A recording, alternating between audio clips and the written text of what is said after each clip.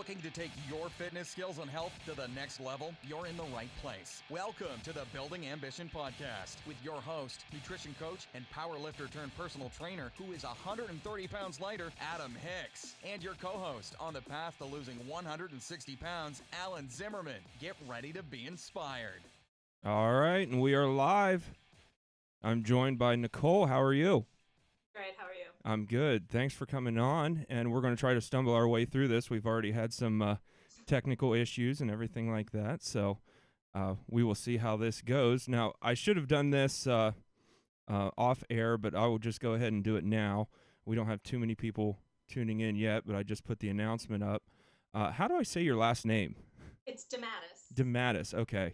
All right. That was probably going to be my second or third guess, but I'm glad I asked first. So, very good. But anyways, we're doing this a little different this time, and I didn't. A lot of times when I have a guest on, we'll go and we'll talk, for 30, 45 minutes before we even start the interview.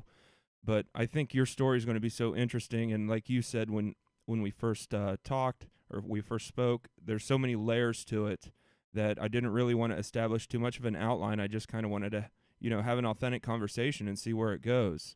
So I purposely just hit record and we started streaming just to kind of see where this goes. So hopefully my lack of planning doesn't bite me in the butt like it normally does, but I'm sure you can pull my weight and your weight as well, so we should be fine, right? I hope so. Thank you. I don't think I'm all that interesting, but thank you. I think you've got a very interesting story. I think everybody's going to agree with me. And remind me in case I don't come back to it, but you had the post on Instagram about how, and this was recently, it might have just been yesterday or the day before, about how if you go outside and you run into a couple of assholes right away, then maybe you should.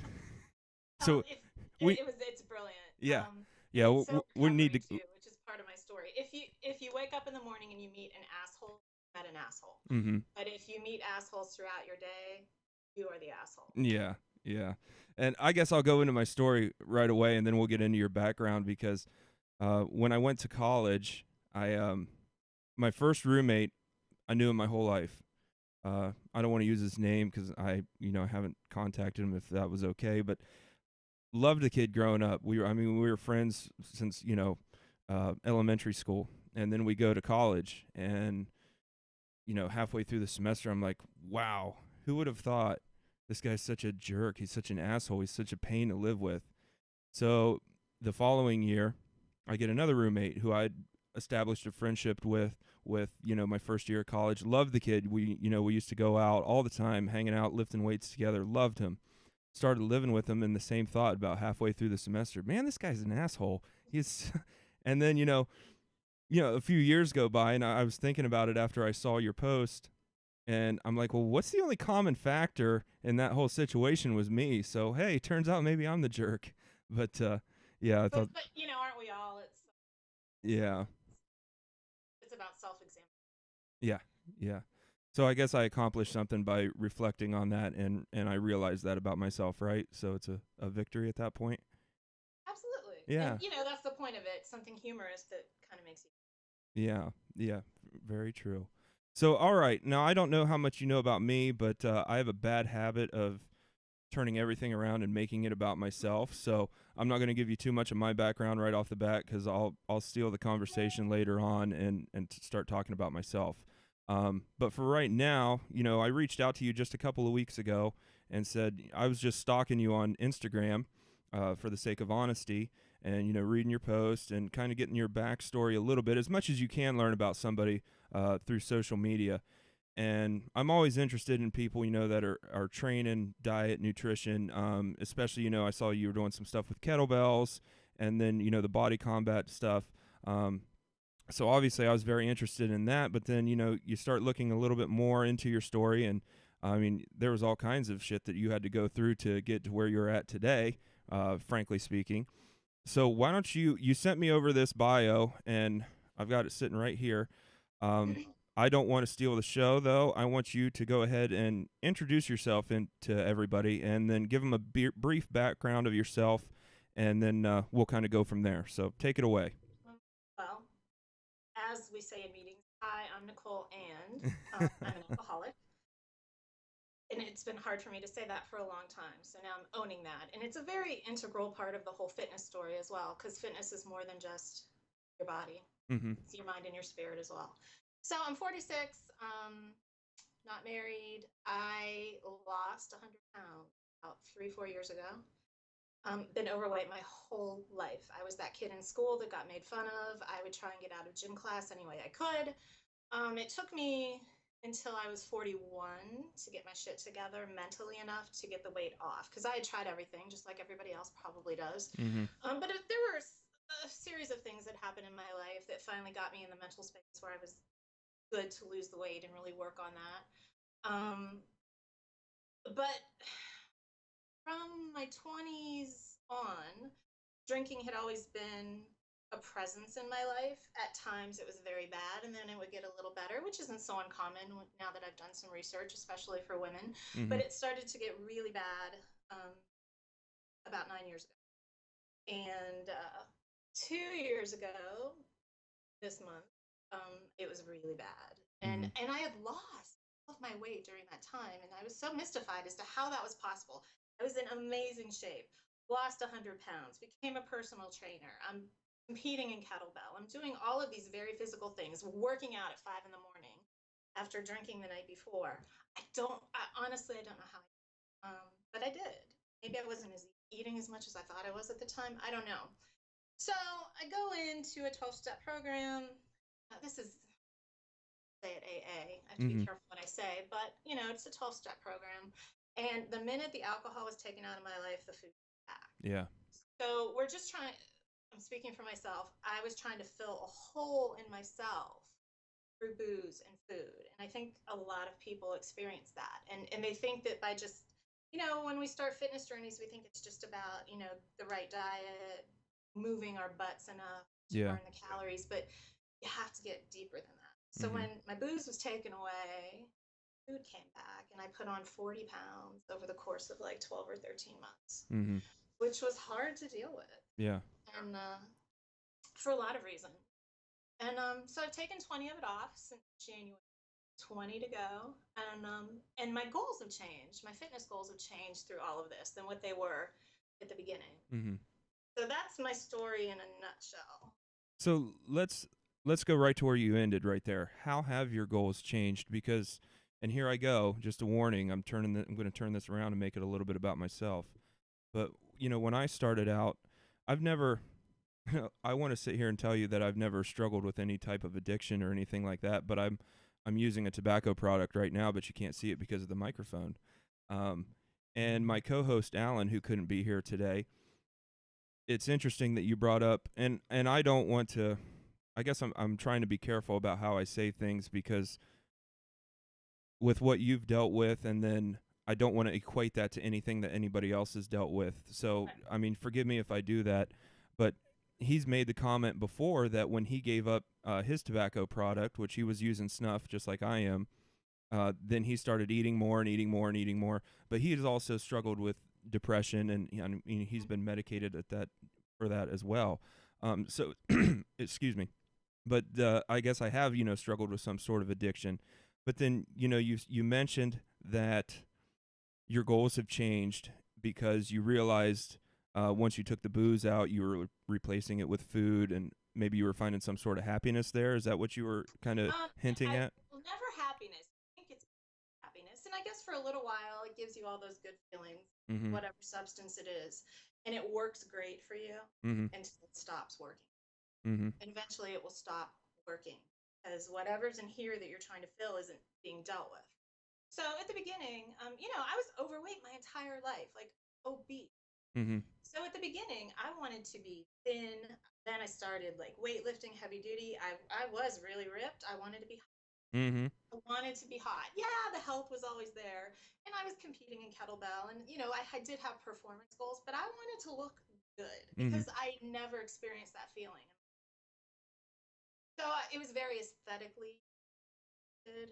And now, older, I have more experience behind me. Aesthetics are always going to be part of it. Don't get me wrong. I want to look good. But I'm now more performance oriented.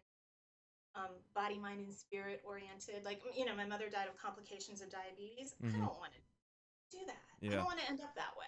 Right. So I'm less aesthetically bold, more performance now. Yeah. Yeah. And that's interesting, and I've talked to this at length with other people that we've had on here.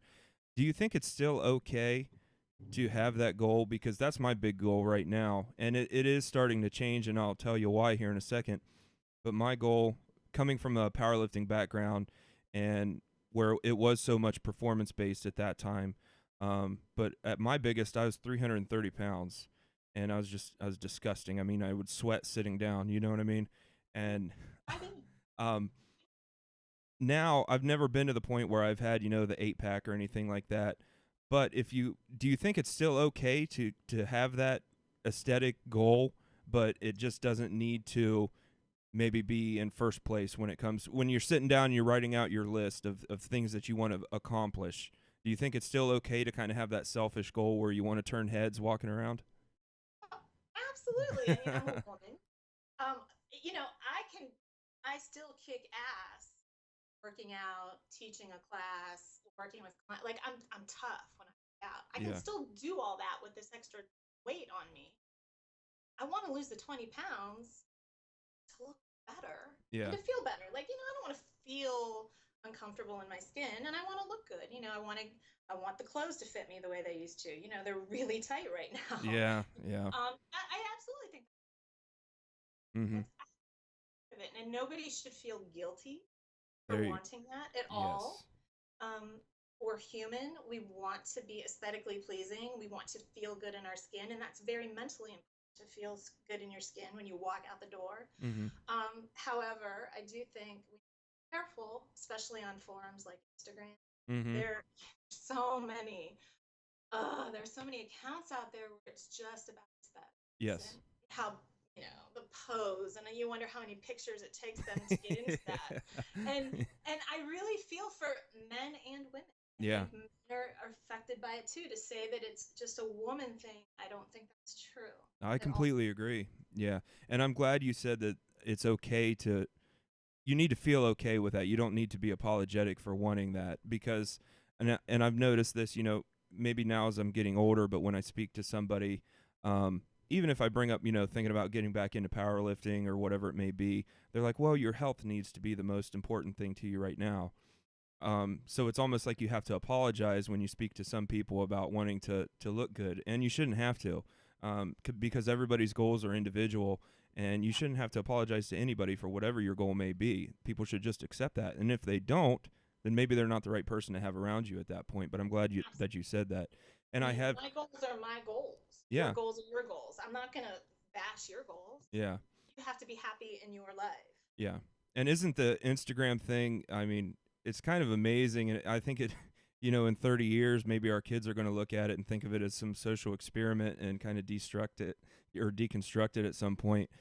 Because, you look at some of these gals and guys on there that have, tens of thousands, 20,000 followers, and it's always, posting up the booty shot or it's the ab shot. And then, somebody later will come around and determine or figure out that it's been photoshopped at some point, and then it's not realistic, and it's creating issues with it.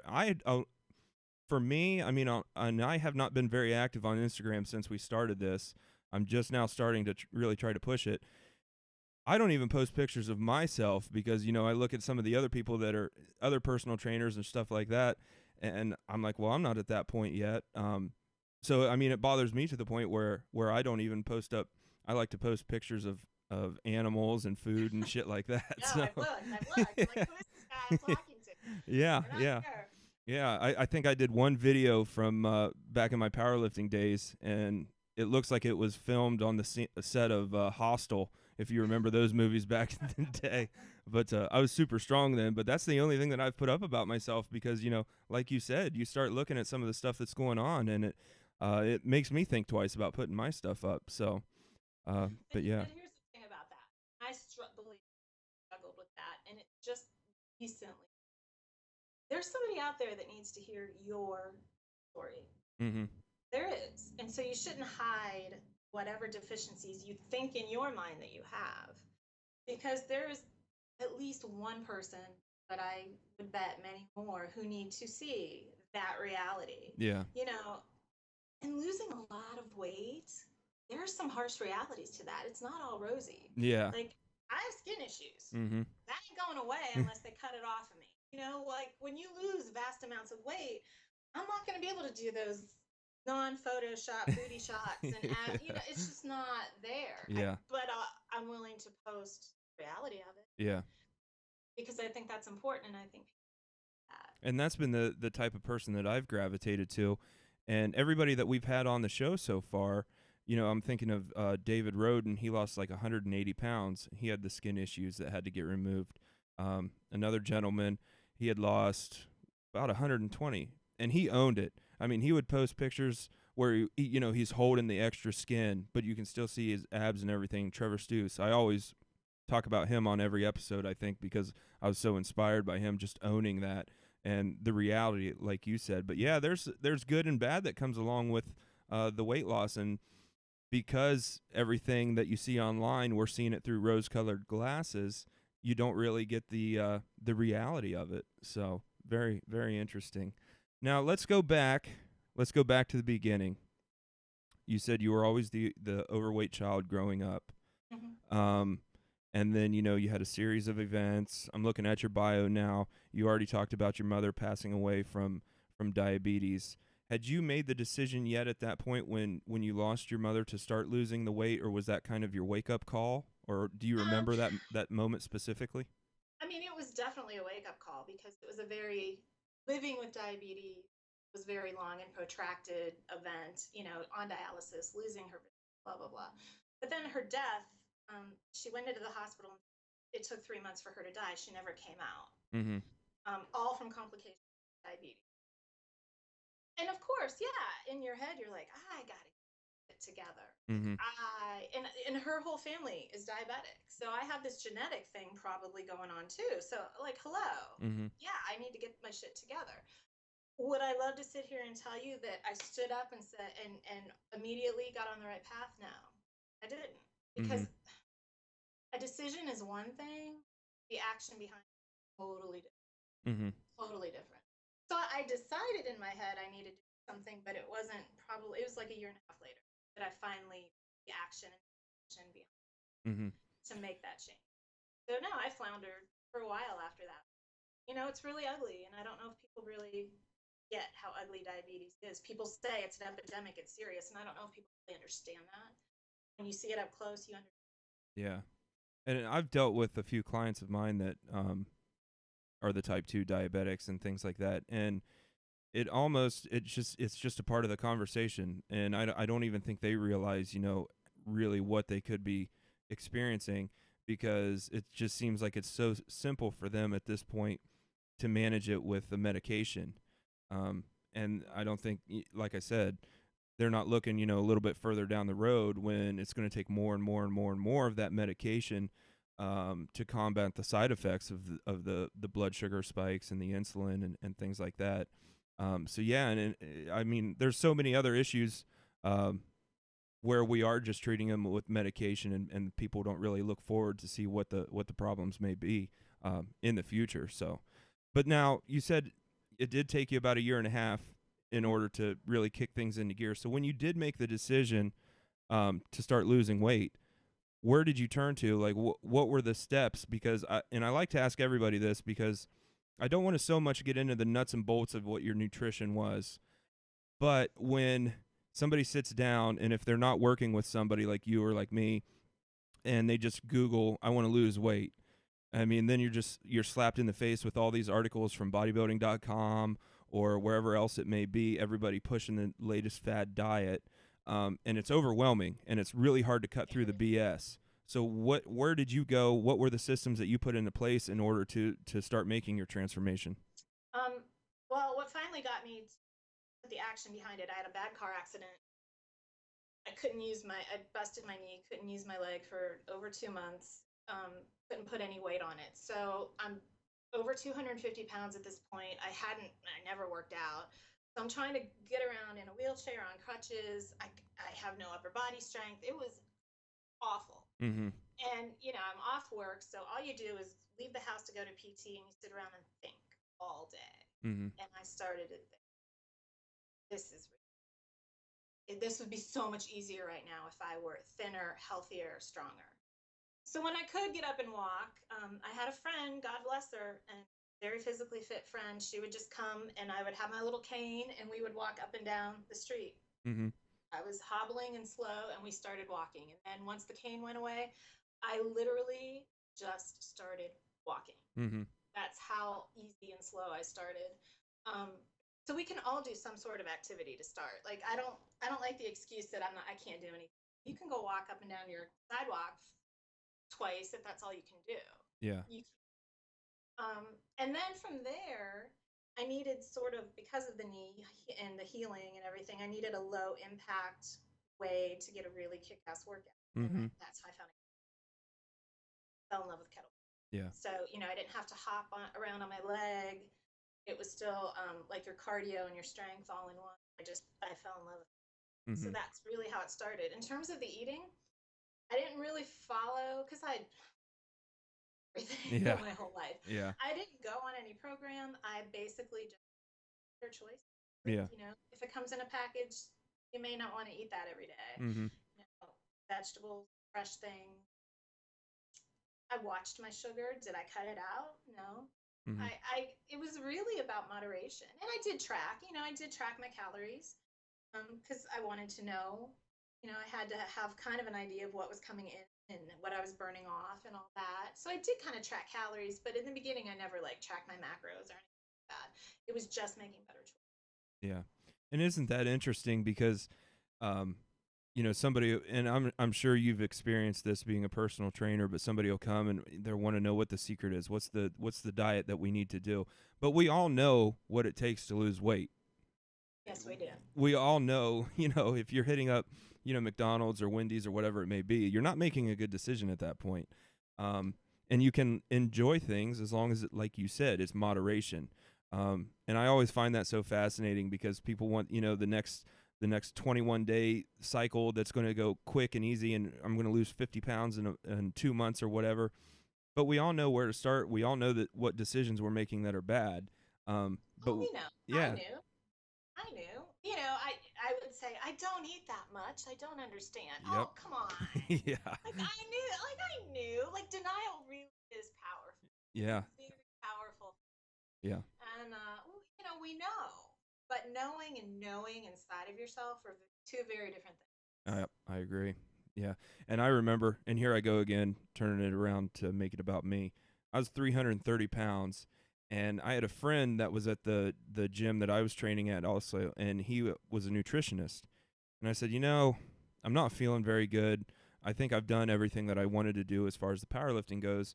I think it's time that I need to start losing weight. Now, at that point, my blood pressure's out of control. All of my markers are just off the charts. They're not good. So he said, what are you eating in a day? And like you said, I'm like, it's not that much. And he goes, well, do me a favor. Write it down for the next couple of days. And wow, was that eye-opening at that point. Yeah.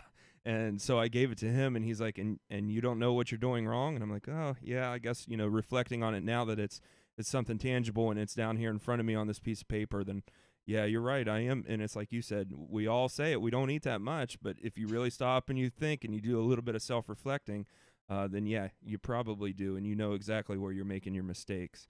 So. And I will also say, a lot of people really don't know proper portions. Yeah. We know that. Like what we think is a proper portion size is nowhere near a proper portion size. So it takes a lot of training and learning. I did have to learn some, I'm Italian. We have pasta a lot. Yep. And I thought a proper, a portion size is a plate and then seconds. Yep. Well, no, proper portion size of pasta is like a half a cup. Yeah. Come on. So, we're not always at fault. Like we do have some screwed up, and portions are big when you go out to eat. They just are. Like everything is supersized. And then, so we don't beat up on ourselves so much. Like there's a lot of emotional stuff and family stuff. Like how did your family eat when you grow up? Yeah. What were you used to? The funniest story, I tell the story a lot, and it came up with some clients just recently, and it really opened up some really good conversation. When my mother was dying, I lived in a different state, and her sister, my aunt, came there to be with her for the final few days. Now my cousins couldn't be there. Well, one couldn't be. She had called to see what's going on. She's in another state, upset, emotionally upset about everything, feeling disconnected from us. And with all seriousness, my aunt said into the phone, "Katie, just go eat something." Oh yeah. She was, I mean, it was dead serious. Yeah. That's how we grew up. Like, if you're happy, we're going to celebrate it with food. If you're upset, just go eat something. Yeah. Yep. And those things aren't so, like, we may know in our head how to eat, but that stuff is tougher. Mhm. And People, we can't beat ourselves up so much. yeah, and you're right, and that's something that I haven't thought about too much. But if you look back into our past or growing up or things like that, anytime that there, okay, so let's take a real life example. Playing baseball as a young child, what did you do if you guys won the game? Well, your coach took you out for ice cream or something like that. We really established all these reward systems based on food from such a young age, and now as an adult, well, anytime there's something we're celebrating within the family, somebody's going to have a dinner or a lunch or something like that, and I mean, there's just such this reward system based around food. And then I notice it within my family. My dad has struggled with his weight all of his life, and I think that he's an emotional eater. This was a conversation that I was having with my mom, and while he is not an emotional guy on the outside, I think he struggles because he works so much. When he does get bored or he has some downtime, he doesn't know what to do. So it's just easier to sit there and pick at stuff, grabbing, potato chips and stuff like that. But that's also an emotional response that, I mean, if you would identify within yourself, then you could start to fight against it.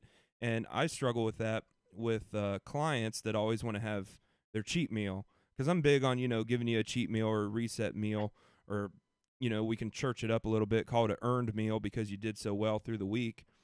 But still at that, I'm just rewarding you like one of my dogs because you did so good. Here's a little treat. I'll sit it on your nose and you can have it when I tell you. So, and right there, that's some sort of emotional eating that I'm encouraging within people. So probably something I need to work on too. But I think a lot of people deal with stuff like that. So they do. And when we were talking about this in a group, and that incident, it opened up a lot of conversation about their backgrounds and their emotional eating.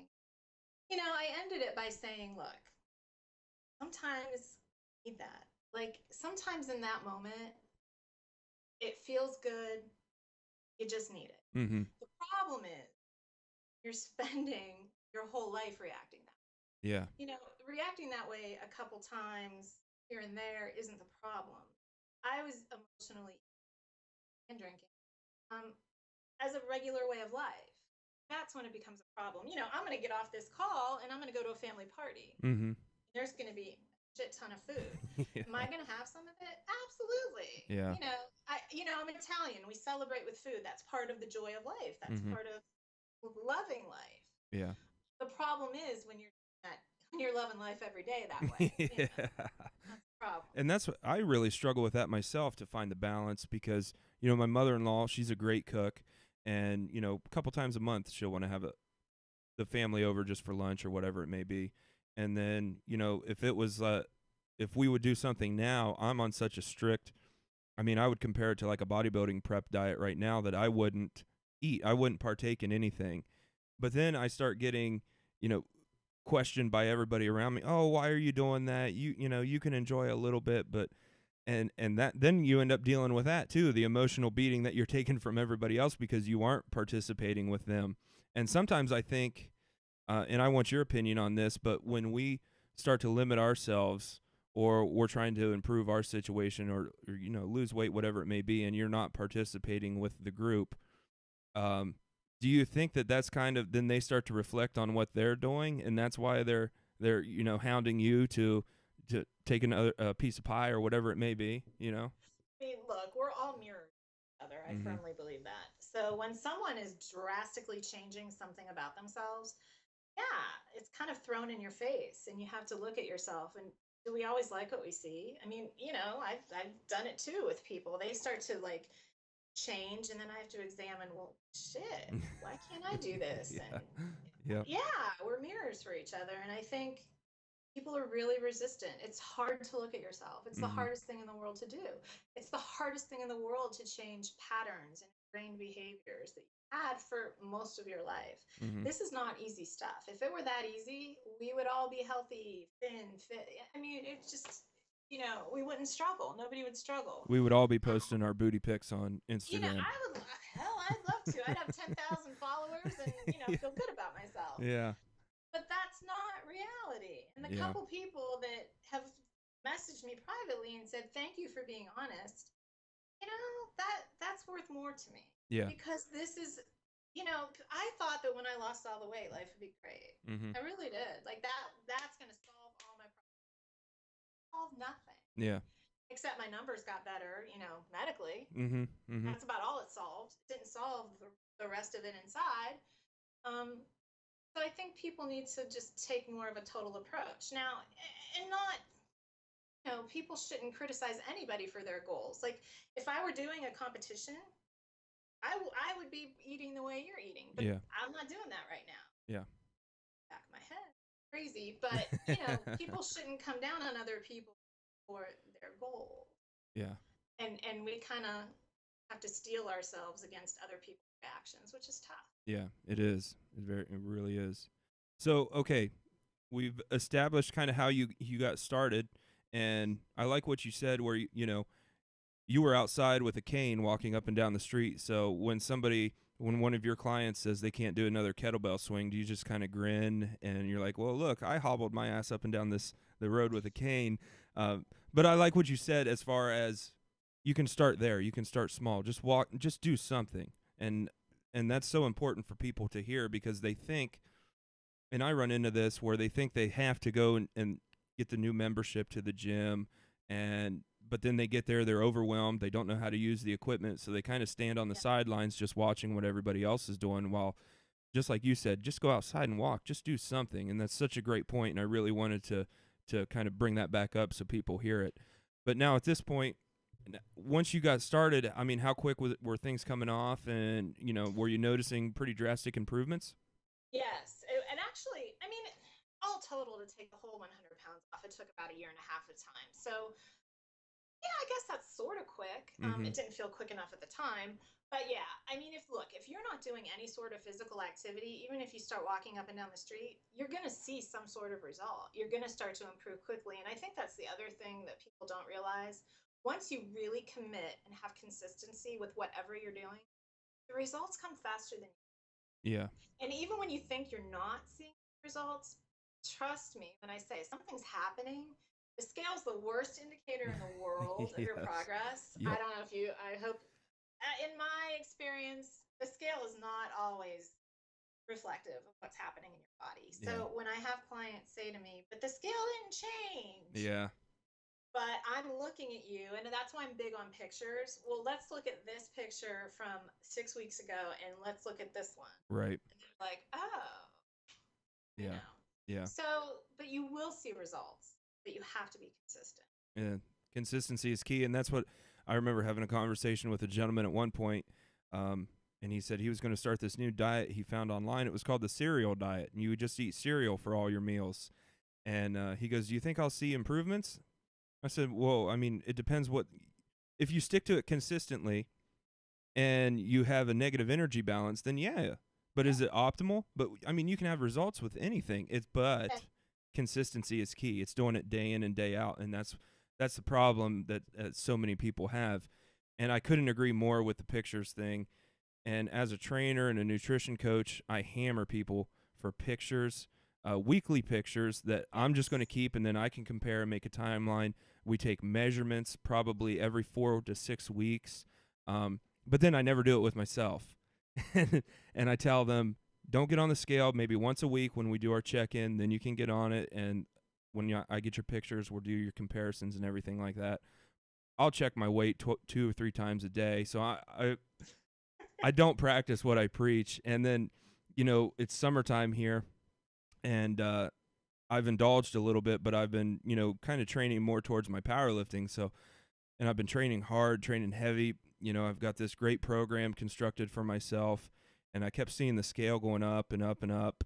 So I'm getting a little worried about that. And then it was like 1 week, I had 4 comments on how big my arms have gotten. And I'm like, see, I'm not doing what I'm telling everybody else to do. So it's very, very important to do the pictures and to find other ways to track aside from the scale, because it'll drive you nuts, and I do that to myself. Are you like that? Do you have? Well, I was just gonna say, I'm doing this fitness program through my health insurance, only to get money from my health savings account. So they sent me a wireless scale that I have to get on every day, and the results automatically get sent into them. Okay, interesting. On this website. So I have to get on the scale every day, which I never used to. Ladies, especially, and I'm only saying ladies, singling us out because of all of our hormonal stuff. Sure. My weight can fluctuate from day 1 to day 2, anywhere from 3, 5, 7 pounds. It's like your weight fluctuates. Yeah. It is not indicative of your progress. Like, I could be holding water. I could have eaten something. You can't. Now, knowing all that, it still makes me crazy. Yes. It still makes me crazy. Yeah. Yeah. I deal with the same thing. I can't wait till this is over and I can just go back. Yeah. Yeah. And I'll do really well. And there was one episode, and it was earlier in the summer, where I said, I'm going to kind of go back. I've got 2 new guys that I was working with, and the one specifically wanted to focus on powerlifting. So I said, I'm going to start training with him. And I was telling Alan, my co-host, this, and I said, I know I'm going to gain weight, so I'm only going to weigh myself once a month. And he goes, we've got it recorded on air. It's on one of our episodes. He goes, no, you're not. He goes, you're still going to weigh every day. And I'm like, no, I'm dead set. This is what I'm going to do. And then the next week, how many times did you weigh? Probably every day, because I just can't stop. But it's not healthy, and it's not something that I encourage anybody else to do. I just need to start practicing what I preach. So, but you said to go back, it took you about 1.5 years to lose the 100 pounds, which is very realistic, and that's still a great pace. Were there ups and downs? Were there plateaus? And if so, how were you dealing with those at the time? Well, yeah, there were plateaus, what I thought were plateaus, where the scale wasn't budging.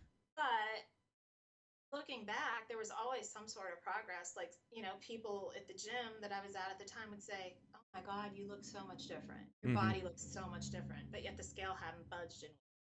That's very normal. Yeah. I really, really, really want people to understand that's really normal. So you just have to stay the course. I was really dedicated. I mean, I didn't mentally get down because of that or say screw it. I just kept doing what I was doing. And at the time I was doing kettlebell competitions, so I kept pushing more with that, performance-oriented things. So, eventually my body just caught up. The scale caught up with it. And then, then I wanted to be a trainer, and I got certified, and that kind of kept me really focused, and fell in love with weightlifting. That kept me very focused. Just being amazed at how your body could change just by lifting weights, how you really could sculpt your body. Yeah. So that was like a trip for me. And then, from there, I think as you grow in a fitness journey, you just start trying other things. Like, I really counted my macros for a while. I played around with that. Yeah. Everybody on Instagram was counting their macros. And I'm like, what is this? Yeah. Let me do this. And, got to be a little much sometimes when you're weighing your food all the time. Yeah. But anything works. Any way that what's going in your mouth is a good thing.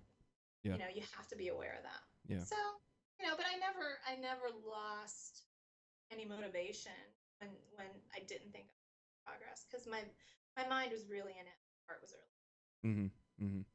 So now this whole time, if I'm correct with your timeline here, you're losing 100 pounds, and you're still drinking in excess at that point, or? Well, I would say I was still drinking when I started to lose. Looking back, I was drinking.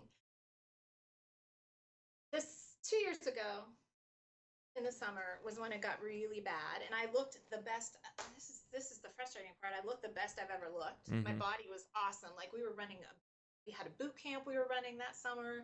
I look back at those look good. And, we after every boot camp, because we did it behind a bar in the sand pits and the volleyball pits, we'd go in and get wasted. And I did that like every night of the week.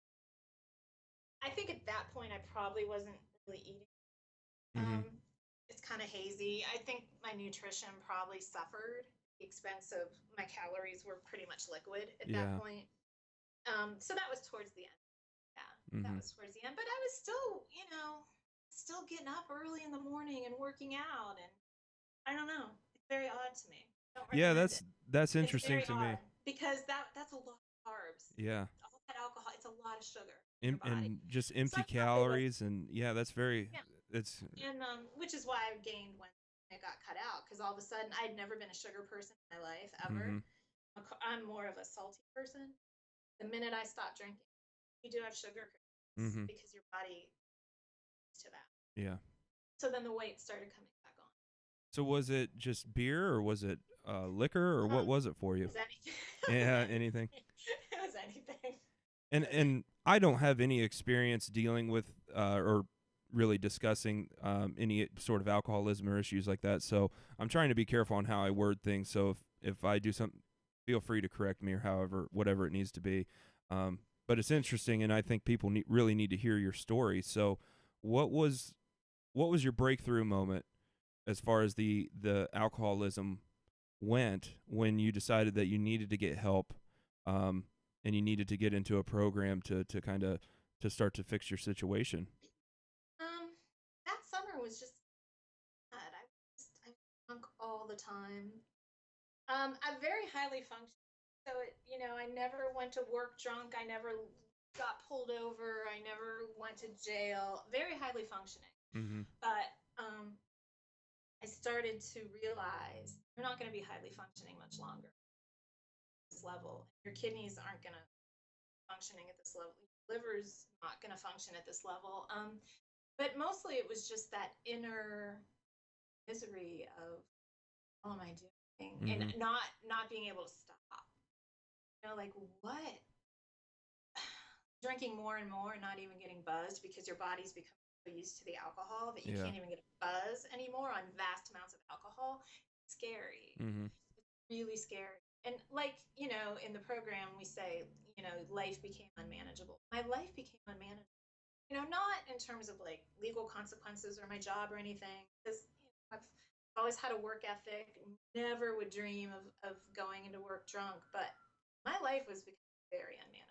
And it just reached a point one night where I realized I need some help. I just can't stop it on my own. Yeah. Was anybody else in your life kind of pointing out the problem at that point, or was it all just kind of self-reflection late at night when you're all by yourself and you kind of knew that? Alone here at home, because I live alone. I did a lot of my, I had my bar phase where I was in a bar 7 nights a week, literally. But then at the end, it was drinking alone, which is really kind of miserable. Pathetic. It's really sad. Yeah. When you're in that position, it's sad. A lot of people, because I was so highly functioning when I left my house, they're like, "What?" When they find out, they're like, "Yeah." However, now, some people in my family and close to me have opened up, like, "Well, hitting the bars, we kind of wondered. Yeah. You were there every night." And then, like stories from when I was in my 20s, like my cousins were young at the time, and they tell me now, they're like, "Yeah, we would find empty bottles under your bed when we were like nosing around in your bedroom." And I'm like, "What?" Yeah. I don't even remember that. So yeah, there were a lot of people function. Yeah, and it's kind of like if you don't have the 3 or 4 DUIs, then people really don't think it's a problem at that point. And that's, I started to compare myself to those people, like, and start to wonder, well, do I have a problem? Because when you hear a lot of that, because it happens a lot. I mean, eventually it's going to catch up to you. But, as we say in the program, I haven't had those things yet. Eventually it catches up. Yeah. So I tried to compare myself out of the program and was very successful at it at the end of last year. Mm-hmm. So now I'm comparing myself back into the program. Okay. Yeah. So at that point, like I said, I know nothing about this. What were the steps? I mean, if there is somebody that's struggling with some sort of addiction issue, what were the steps that you took in order to start fixing the problem that you had? Well, first of all, you have to find one person that you can to reach out to, because your decision-making skills at that point are probably pretty easy.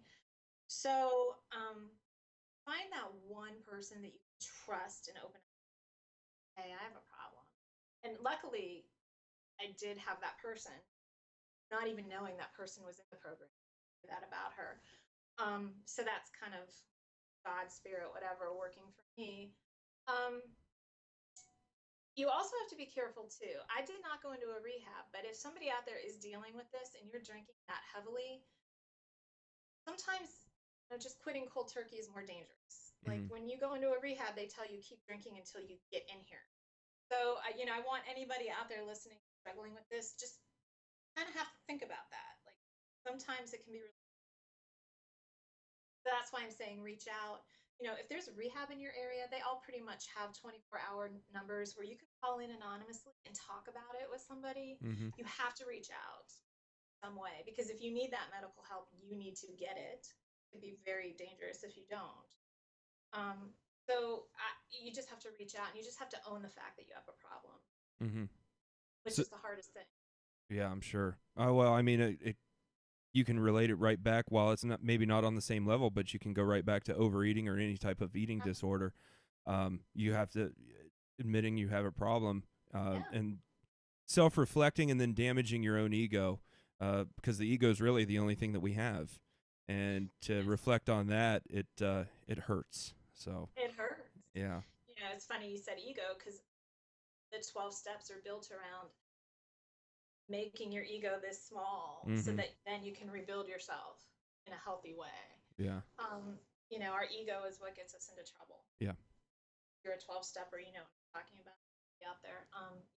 You've got to get rid of self-will, and you've got to get rid of my ego is telling me, you're not eating that much. You're really not drinking that much. It's just a phase. It's just a summer thing. It got bad this summer because you're partying a lot. No, I was drinking previous to that. Yeah. So self-reflection is tough. You also, I heard this phrase just within the past couple of days, really struck me. Proudly afraid. Like, oh, that's interesting. Yeah. Isn't that a good, that really struck me. Like, I was afraid to do this today. I speak about it openly on Instagram, but still I don't really talk about it all that open. So I was, you're afraid to own saying in this sort of form, hey, I'm an alcoholic. But a lot of people have said to me, like I said to you, there's one person that really might need to hear what you have to say. And proudly afraid, kind of like, it's just so brilliant. Yeah. I can be proud of this. I don't have to be shamed about it, because there is no shame in it. It's a disease. It's not a moral failing. It's not a character failing. Overeating isn't a moral failing. It's not a character defect. It doesn't make you a horrible person. It means you have a problem that you figure out how to solve. Yeah, I'm sorry, I'm writing that down because that's so good. Proudly afraid. Yeah, I love that. I don't even know where I saw it. I saw it online. Yeah. So now, as soon as you reach out, did you find the person that you're speaking of, where you needed somebody to kind of confide into and to kind of open up to? Were you able to find that person for yourself? Yes, I did. And it's so funny because I saw her like 3 days prior to that. I was out at a Mexican restaurant, like had a pitcher of margaritas, and the person I was with had like half of one, and I drank the rest of the pitcher. And this other person happened to be there too and came over, and I said, oh, sit down, have a margarita. And she said, Nick, I've been in the program for like 12 or 13 years, and I never knew. Oh, wow. And so like 3 days later, when I'm really at my bottom, and I'm online trying to search for meetings, and I can't find anything because I'm drunk and I can't find anything, I went on Facebook and messaged her. It was like 2 or 3. She happened to be, there's a meeting at such and such tomorrow night. So That's timing there, isn't it? It's one of those life things that I don't really believe in accident.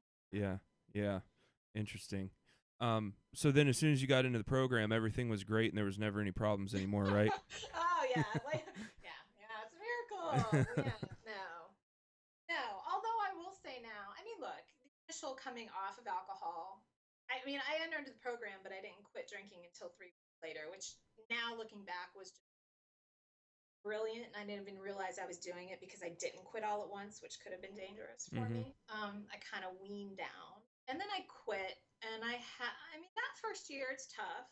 You have to learn how to clean your house without how to socialize. I mean, yeah, I lost friends. Your social circle changes.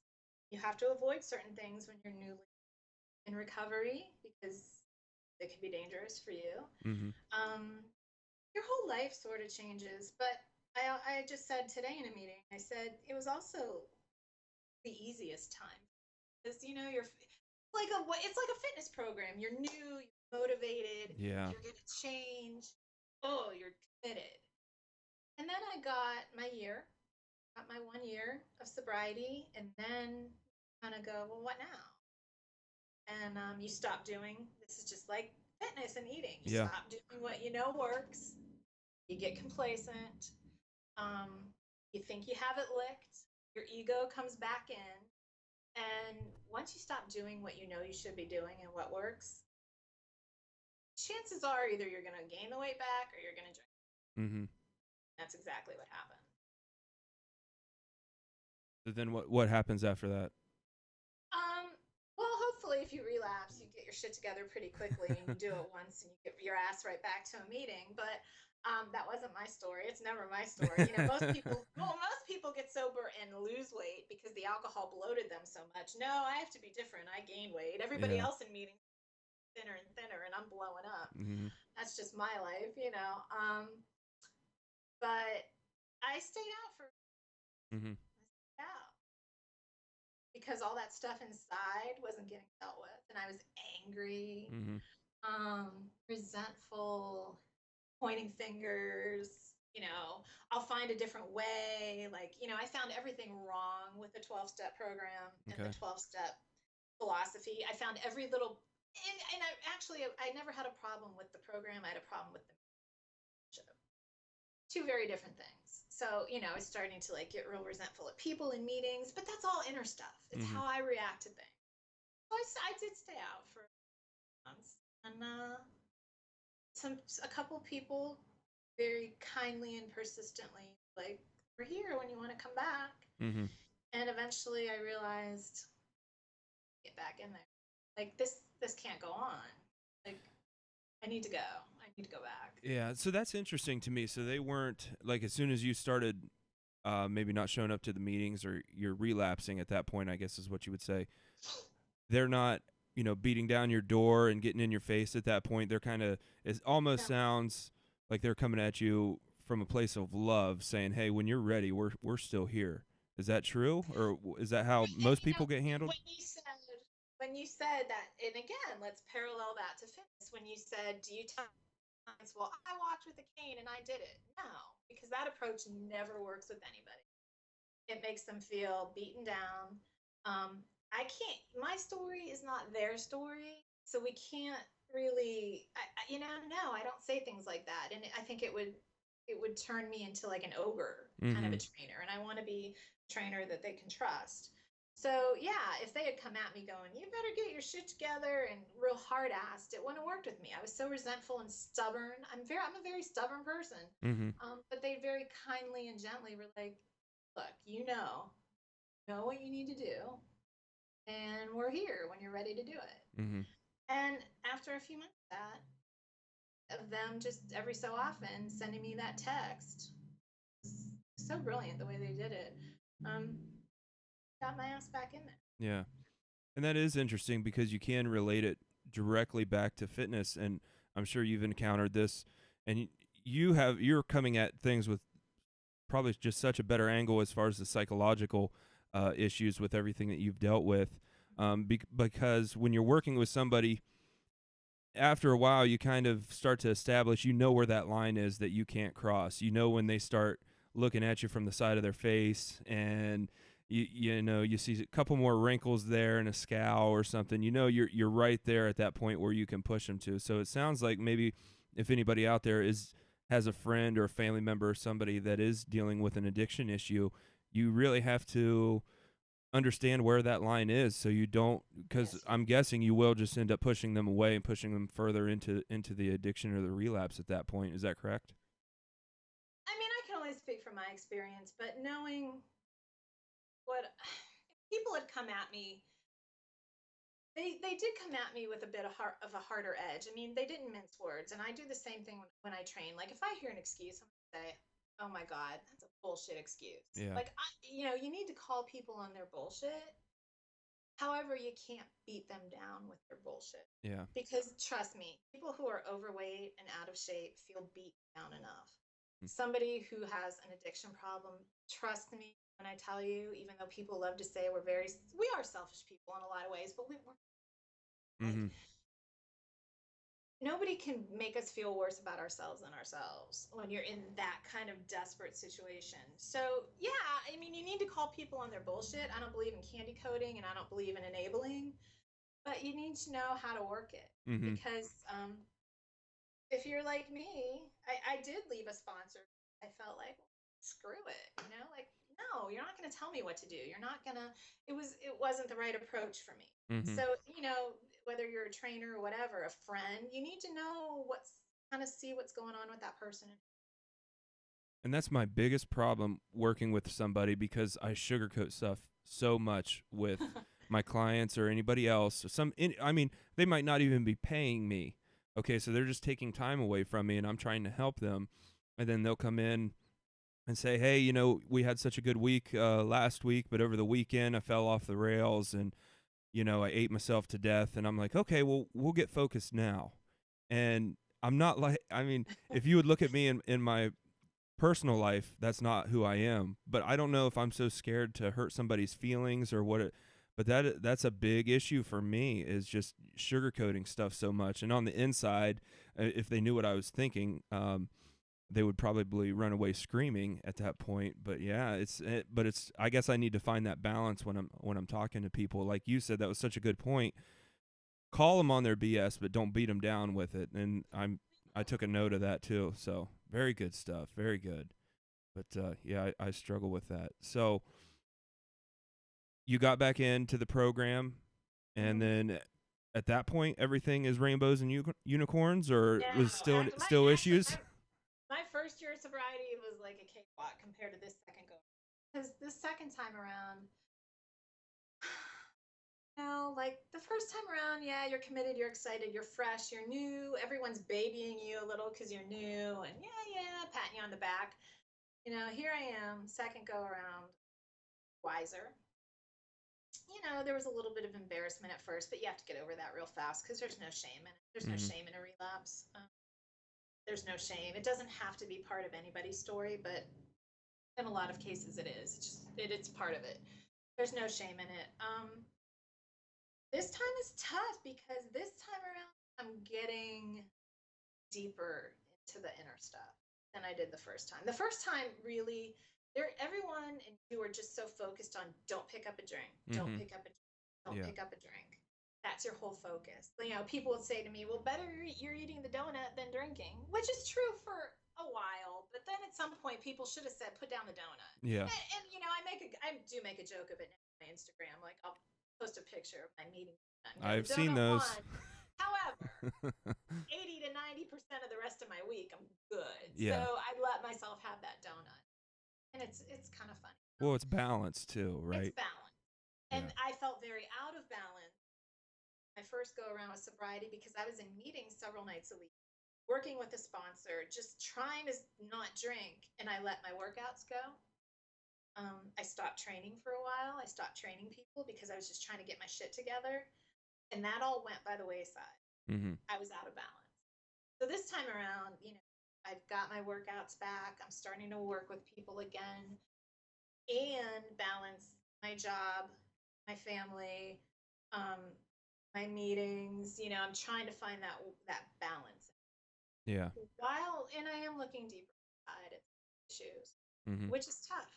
It's tough stuff. So, and I don't know if you want to get into this, and if you don't, that's fine. But you keep saying that it's looking inside and reflecting and finding out. You said earlier when we first started chatting that even if it could be alcohol or it could be food, but you're trying to fill a void. Have you figured out what that void is yet? Yeah, there are a lot of things that make up that void. I mean, and none of these, I always like to say, none of these are excuses. They're simply explanations. There's a very big difference, not excuses. But, my childhood, I won't get too much into that. But we'll say there were some abuse issues there. Okay. Without getting details. So growing up overweight takes a mental toll. It does. Like when you're made fun of in school, like my last name is DeMatteis. Boys call me DeFatis. I mean, come on. It's awful. And it's not even really super original. They didn't put much thought into it, did they? And I look at that guy now, even at our age, and I'm like, oh. Yeah. I do. Yeah, kids don't forget that shit. Like, don't. There was this also, and I'll post it again on my Instagram, because it's probably so far down in my feed now. There was this beautiful, like, jarring picture of a kid's head. The top of it was open, and adult. Is there a hand going into it? Yeah. I just saw that on Facebook. Horrible words into a kid's mouth. Yeah. I had a lot of that growing up. And you never get over it. You don't. Time doesn't heal that shit. Time is just time. Work on yourself heals that shit, not time. So, I was a fat kid. I was a smart kid who was very quiet. Like, I always felt like I wasn't good enough, wasn't popular, like nobody wanted to date me in high school. I didn't go to prom. Yeah, I always felt like I was on the outside looking. And so those are some things that I have to deal with. And getting at all those resentments, all that anger, and how you react to things. I used to be a very reactive person, and that's a defense mechanism. I'm going to hurt you before you can hurt me. Yep. Because I hurt. So before you can do it and hurt me more, I'm just going to be reactive. I come off, even now, my shyness is interpreted as bitchy. Yeah. So those are things that I'm looking at. It's hard work. Hard work to look at yourself and not like what you see in there. Because we all like to think we're like great. Yeah. It's not my fault. Yep. It's that person's fault. Yeah. Like this relationship went bad because of them. Well, I had a part to play in a lot of this shit in my life too. I mean, if we're all honest with ourselves, we all have a part to play. Whether it's how we react, something that we did, how we perpetuate the hurt instead of trying to deal with it and put it away. So yeah, that's why the second go around is tough, because now sponsor and stuff. It's not so much about not picking up the drink anymore, about fixing. Yeah. And it sounds And like reflecting it, taking a look at your ego, which we touched on earlier, and that hurts. That's hard. It hurts. Yeah. Yeah, I would love to sit here. When I think about some really hurtful things in my life, it's really easy to lay blame. So let me ask you this, and it has nothing to do with anything that we've discussed so far, but you brought it up when you were young and you were overweight and dealing with the issues from other kids in school. We'll just call it bullying. Hearing those hurtful words and things like that.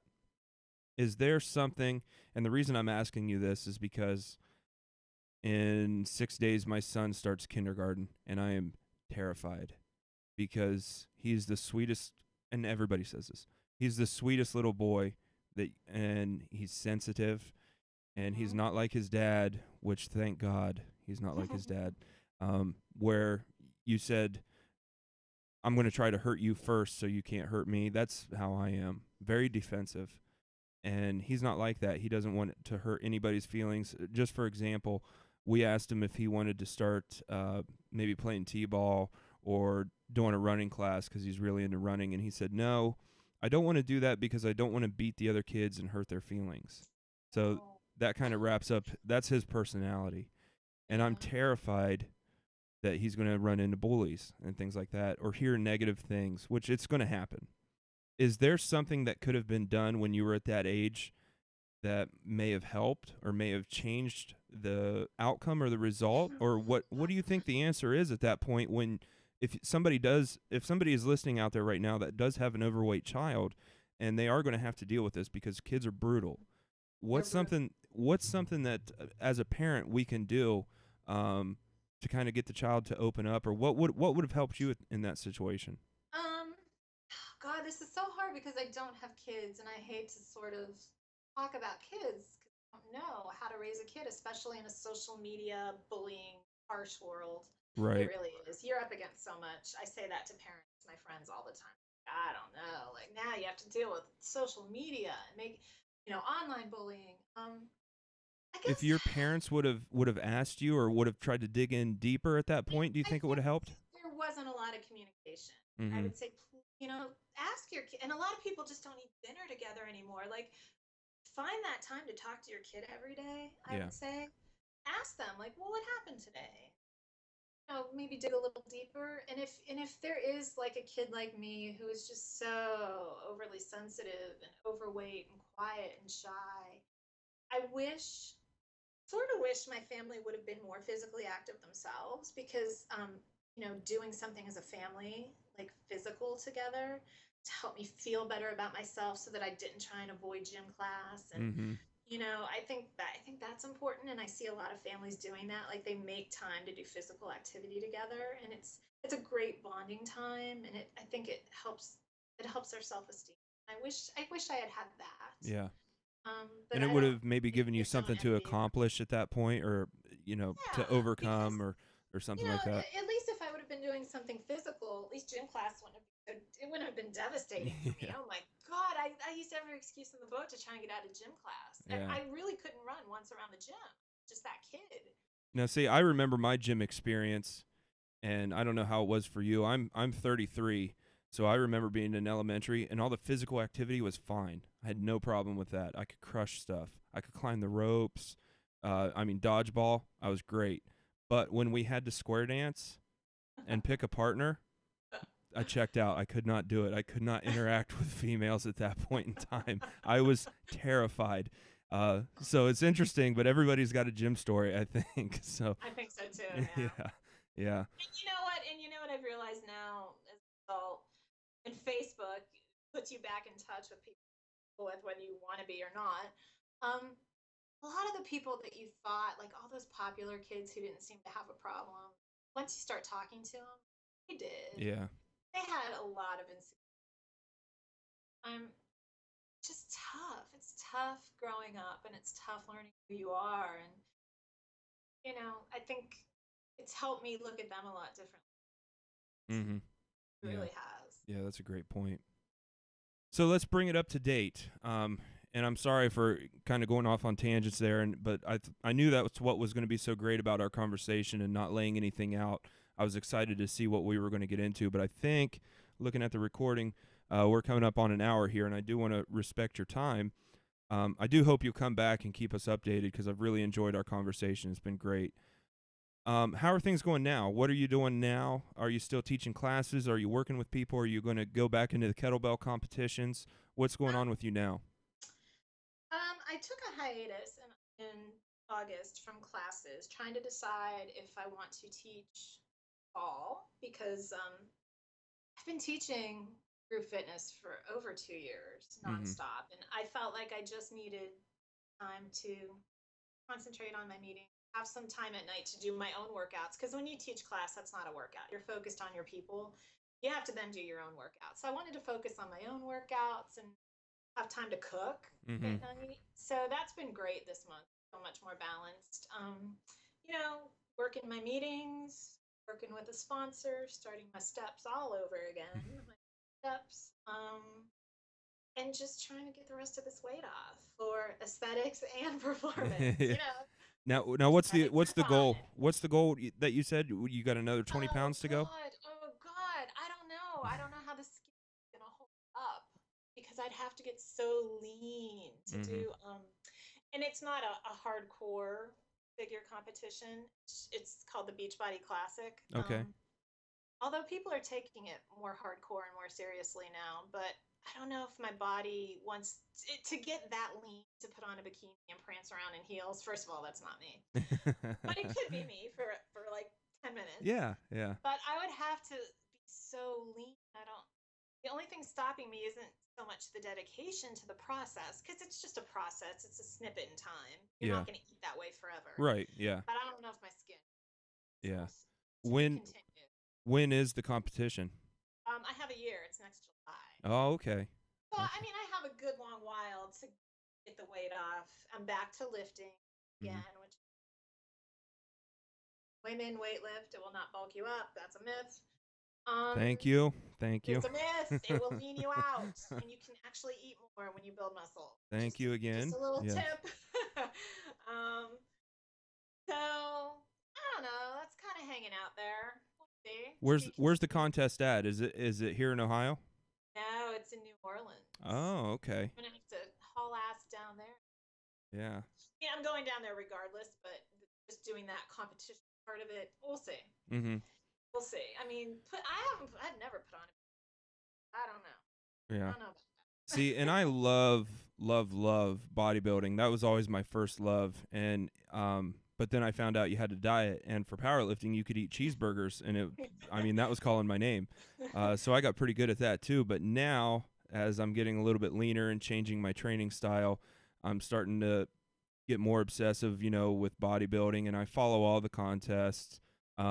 I love the idea behind, a 12 to 16 week prep and then trying to peak for that certain week.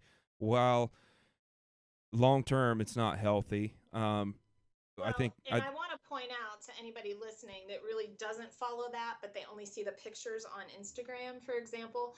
Like, those people, they don't look that way or eat that way all year. Like, people need to really understand that. That's a snippet of time where they get super lean. Yeah. And you can't, and it can't be maintained. There's no way. I mean, we're talking water manipulation, sodium manipulation, and then what they're doing with carbs and things like that. But it is, to look at it from the science side, and everything that goes into it, it just fascinates me, and I love it. And I'm excited right now because, I think the Olympia is 6 weeks away, so that's kind of my Super Bowl. I don't follow, other sports so much, but I'm excited, and especially this year we got some old timers coming out of retirement to compete, so it's very exciting, and I love that stuff. But yeah, I'm excited for you. I think you should go for it, even if you don't compete. Treat the next process. To go through it, and then for you, the way that how you're active on social media and everything like that. If you were to document it and put it up for everybody, especially looking at everything that you've overcome, I just think that would be great. And then you'd have to come back on here and keep us up to date. And then when your carbs are super low and you're grouchy and everything, we can deal with that. Yeah, we can deal with that. But yeah, I think can't eat Doritos because that's my downfall. Yeah, I'm the same way. Everybody else, it's it's sweets, it's cakes, it's pies, stuff like that. But for me, you give me a good bag of potato chips, and I can do some damage. So. Yeah. But, we'll see. That's a story still being written. Okay. Very exciting. Good stuff. So I sent you the one question that I wanted you to think about, and we always wrap it up with this. So there might be somebody watching right now, or, when we post this up on Sunday, people are going to start downloading it. They listen to it at work or on the treadmill, whatever it may be. But that person, and it may only be one, and that's fine, but there's somebody right now. Maybe they're dealing with an addiction issue, or they're overweight, or they had a childhood story similar to yours where they were the overweight kid growing up. They were bullied. They dealt with the mental abuse, and now they're ready to make a change. They want to either lose weight, they want to do a physical transformation, but we don't limit it to that. Maybe it's a passion that they're excited about that they've never had the courage to move forward with or to pursue. But it goes back to our title, Building Ambition. Create that strong desire for success, but understand whatever you're pursuing, it's going to take hard work. It's going to take discipline. You're going to struggle. You're going to plateau. You got to understand that going into it. I want you to speak to that person now. Get them excited, light a fire under them, push them in that direction. Get them into treatment if that's what they need. Get them started on that diet on Monday, or even better, tomorrow, whatever it may be. Talk to that person now. But like I told you in the email, we always put perimeters on this, and I say the same thing to everybody that comes on here, because we've been so blessed with interesting and deep guests. I don't think it would have been an issue for you, but we do put a perimeter on this question where you cannot say, if I can do it, you can do it. So what do you say to that person now? A couple things. First of all, right in this moment, stop beating yourself up for what you have done or haven't done. It's wasted energy. Look inside of yourself and find out what your why is.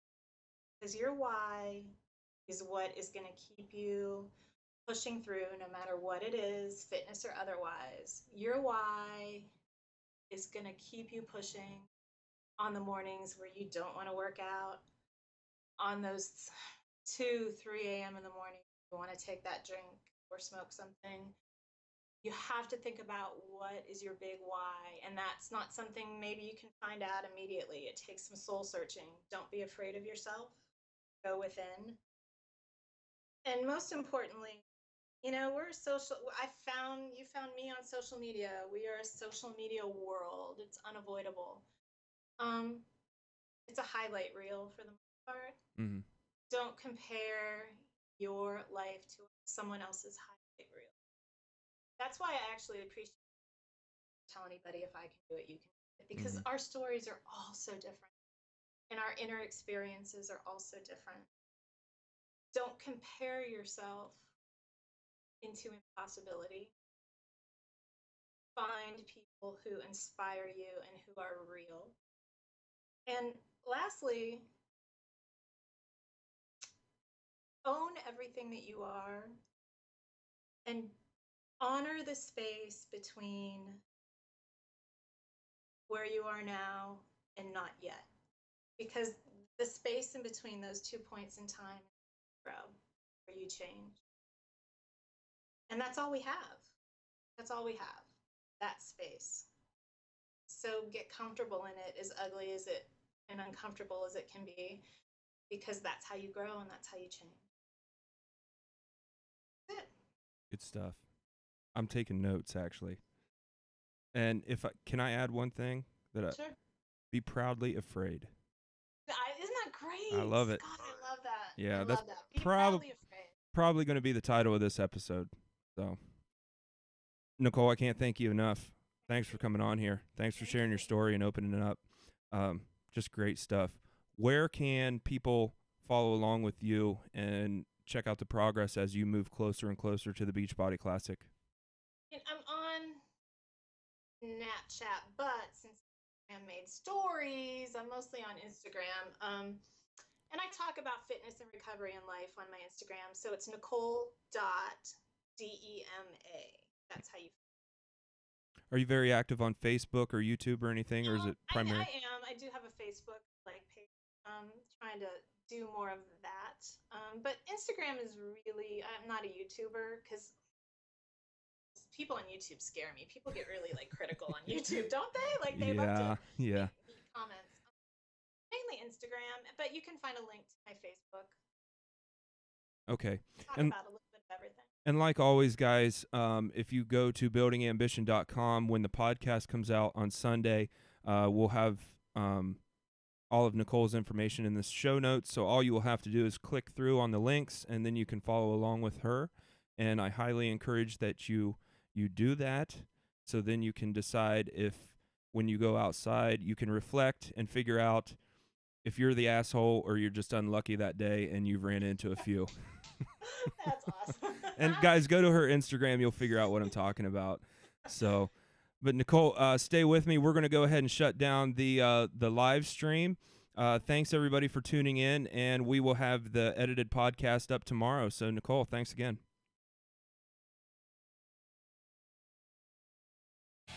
Thanks so much for listening to this episode of the Building Ambition podcast with Adam Hicks and Alan Zimmerman. For more great content and to get even more inspired, visit www.buildingambition.com and on facebook.com/buildingambition. We'll catch you next time.